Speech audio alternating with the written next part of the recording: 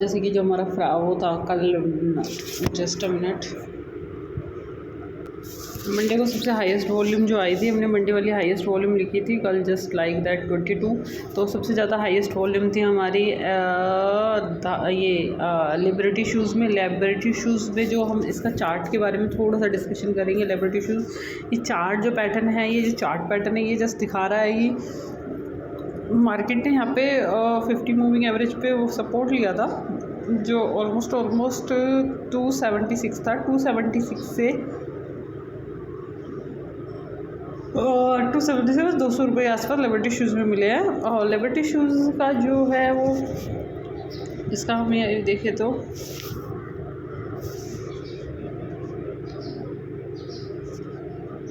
Liberty के इसके वो भी नहीं था, बट उसमें से जो हमने मंडे को जो शेयर्स थे जिसमें हाई वॉल्यूम थे, लिबर्टी भगा था। GNA घान लॉस में गया था। इसका हम लॉस देख लेते हैं किस तरह से लॉस में गया था। मंडे का चार्ट एक बार देख लेते हैं। इसने इतना बड़ा रैली दी थी और उसके बाद ही गिरना स्टार्ट हो गया। इसका ऑलमोस्ट 330 से 390 I guess, almost 60 point retest.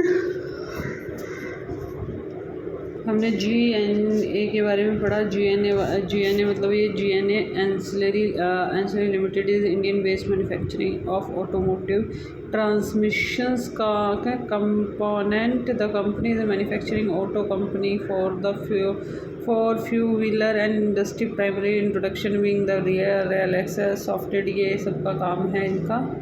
और फिर हम इसके बाद इसमें हम चलते हैं। इसमें भी लॉसेस था। इसमें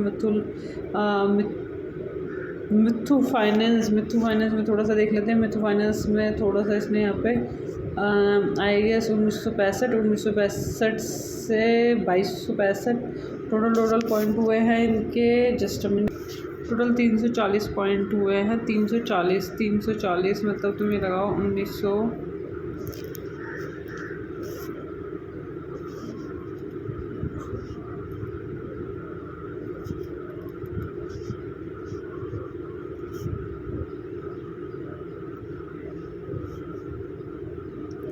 वही 40-50 हज़ार के आसपास का प्रॉफिट होता है विद इन। तुम्हारे पास अगर तुम्हारे पास सही 1 2 3 4 5 दिन के अंदर तो वहाँ पे ये वेट करना पड़ता है। ये जो कैंडल्स बनती हैं इनका, तो 5 दिन में 65,000 40-50 हज़ार के आसपास का प्रॉफिट होता है। यही प्रॉफिट आगे सस्टेन होता है। थोड़ा सा इस कंपनी के बारे में सोचो। क्या मिथुल फाइनेंस है तो इसमें क्या लॉस मेकिंग है, प्रॉफिट मेकिंग है। नवंबर में 1925 कैसे आई और फिर ये 1925 से कैसे ऊपर गई है। Think about it deeply. Mithul finance company है, किसकी कंपनी, कौन सा ग्रुप है, क्या डिविडेंड देता है, 24 रुपये का डिविडेंड देता है। समरी क्या है, NBFC जो इसने RBI ने जो रेट कट करा था अभी, तो उस पर इनमें बहुत ज़्यादा इम्पैक्ट पड़ता है। NBFC बढ़ेंगे तो कैसे बढ़ेंगे, कैसे पैसा आएगा, कहाँ से आएगा। थोड़ा सा लॉजिक लगा के 50-50 हज़ार रुपये को होल्ड करके then you think about it way. Mithul Finance Limited is an Indian-based non-banking finance company which is engaged in business of the company that provide the business is a loan in a secured gold and jewelry or gold loan, and it is a lead against security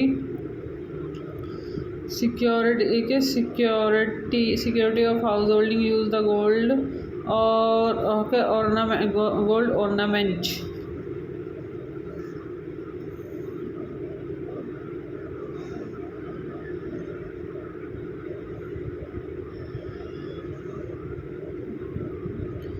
Mithul ultimate loan, Muthoot delight loan, Muthoot Mudra loan, Muthoot advantage loan, Muthoot high value plus loan, Muthoot high value loan, Muthoot big business loan, best value loan, high value retention. The company is service including gold loan, the loan at the home, the housing finance and personally loan, small business loan, small business loan, insurance, small and medium size enterprises, semi and loan, corporate business loan and vehicle loan and mutual fund money transfer non convertible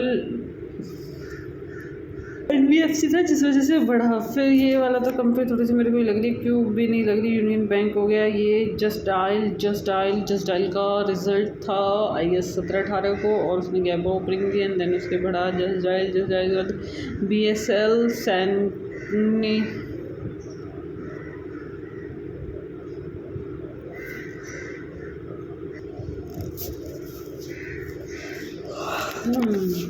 Infosys की जो ये चैन होती है,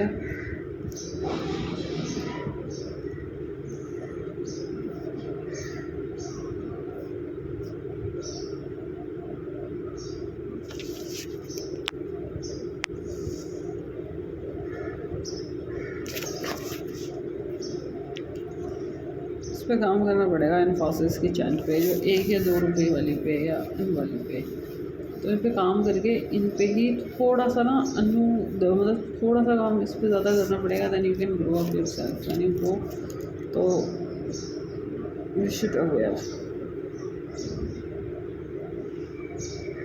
आज काम करते हैं इस टॉपिक पे भी, इन्फोसिस।